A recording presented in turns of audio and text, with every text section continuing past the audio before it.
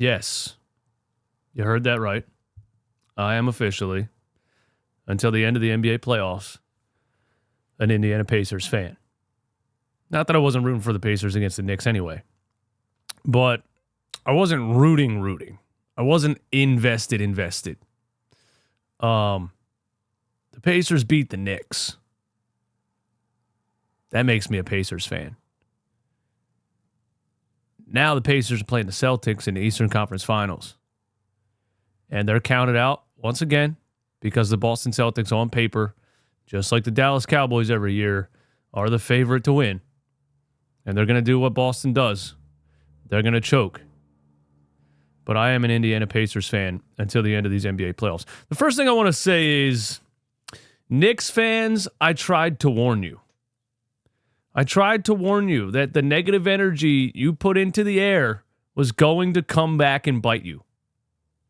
The basketball gods were not going to allow you to continue with the way that you were acting. Throwing a damn party in the middle of the street after beating the Sixers one game into the playoffs on Joel Embiid fresh off of knee surgery. You know? And all the fucking bead chants and all this and all that. John Starks damn near standing on the court. All the trash talk, all the flopping, all the yelling at officials. Getting generous whistle the whole way through the first round. I told you, bro. The pendulum will swing. I thought the pendulum would swing in the Sixers' favor by the end of that series. That didn't happen. And I'm not wishing injury upon anybody, and I'm not celebrating injury. But you manifested this. You did this. Knicks players did this. Dante DiVincenzo, being a fake tough guy all the time, did this. You acted like the cockiest fan base I had ever witnessed with my own two eyes. And you lost to the Pacers. Now, let's be realistic about it. The Pacers beat the Knicks in the series because the Pacers did what probably one of the most important things to do is to stay healthy. The Pacers are deep. They got a lot of guys that can give you a bucket, and they're healthy. They dealt with the Halliburton injury a month or so before the playoffs started. He had a slow comeback after that. What was it, an Achilles strain or something like that? And he had some bad games in the beginning of the series, too. For game one, he had 6 points.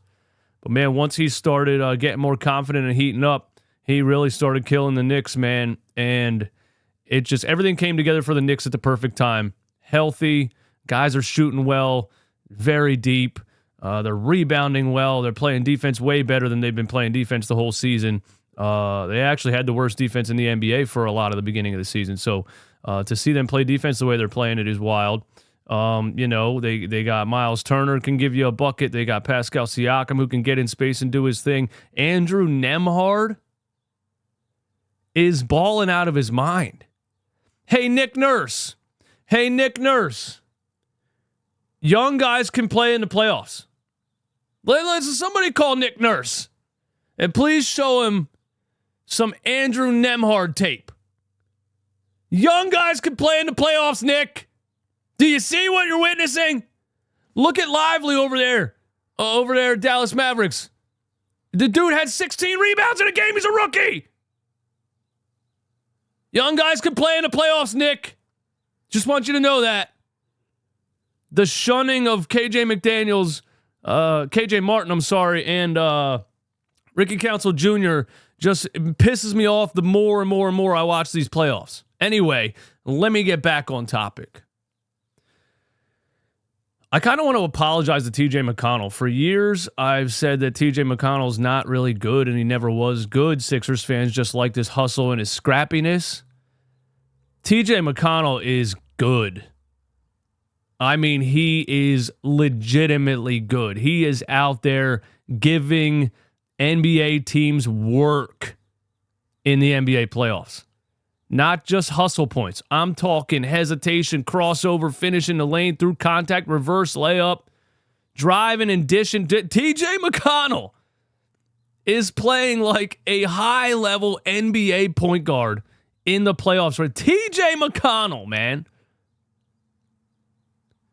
You got to love it. And now he gets, he's a large part of the reason that the Pacers are in the Eastern Conference Finals against the Boston Celtics. But yeah, I'm a Pacers fan for the rest of the NBA playoffs. Go Pacers. Please take down the Celtics. I'm also a Minnesota Timberwolves fan. I cannot believe they won that game last night.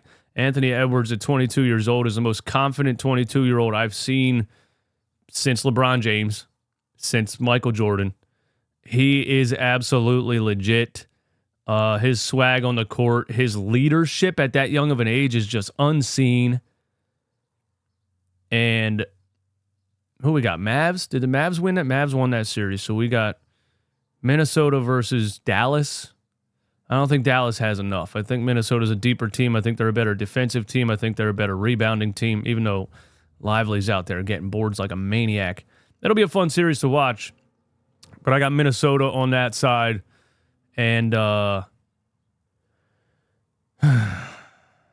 wouldn't place a bet on the Pacers winning this series. Actually, I might do that just for fun. Realistically, the Celtics should win the series. But I'm an Indiana Pacers fan.